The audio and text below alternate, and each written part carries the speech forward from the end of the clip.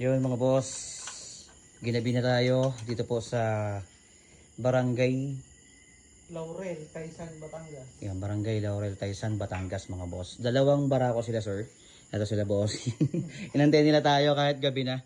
So medyo nalit kami at nalit na rin natin natapos. Pero may finished product na rin tayo. At talaga naman, tingnan nyo naman mga boss yung finished product po natin.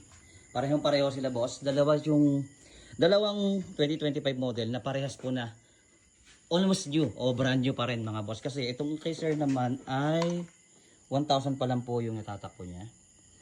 Yan, 1,000 pa lang mga boss. Bagong bago po yan. Yung pinagpalitan po natin, yung dalawang barako po na 2025 model. Sabi po nila mga bossing ay ibebenta po nila. Eto mga boss, talagang good condition talaga mga bossing. Alam niyo naman, pagka 1,000 pa lang o 2,000 pa lang o wala pang 1,000. 600 pa nga lang yun eh. Eto mga boss, yung isa na to ay 600 pa lang. Basitas mo na ko. Ayan. Yung kay sir, eto yung kay sir talagang hindi pa halos nagagamit to. Halos hindi dito lang sa garahe ni bossing. So dalawa sila na ibebenta po nila yung set. Ang tinanggal po natin mga boss kapag ka nagko-convert tayo ay yung eto sa master, yung brake master sa tsaka sa clutch.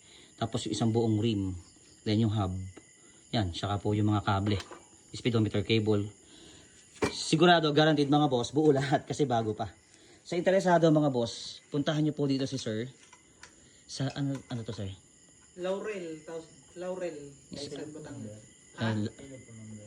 Sino po kaya pwedeng puntahan na pangalan na kilala po dito para madali po nila mapuntahan? Yan, Rodel Prani. Ayun, si Sir Rodel Prani ang puntahan niyo po dito. Sa gusto pong kumuha. Mga boss, guaranteed ako na po nagsasabi. Napakaganda po ng condition, bagong-bago.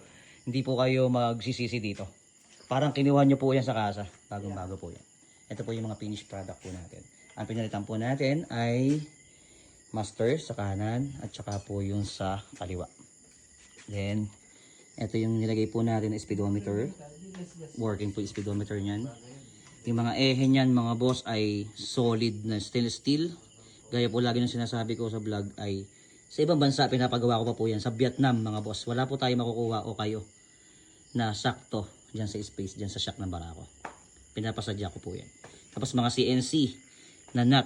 Talagang halos wala na pong kakalawangin dito mga bossing. Yan pati po yung adapter spacer. Stainless na po yan. Oh, CNC na solid alloy. And syempre ito yung pinakamaganda dyan mga boss.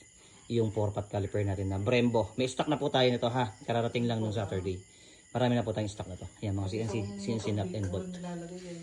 Yan. Ganun din po yung sir. Okay. Sa interesado mga boss, puntahan nyo lang po dito sila sir. Dun sa mga nakakakilala kay sir ay ako sigurado ito mga boss. Mabibigyan ko po kayo ng magandang discount pag dalawa yung kinuha nyo. Ayun si sir. Ay, thank you mga bossing. Thank you po.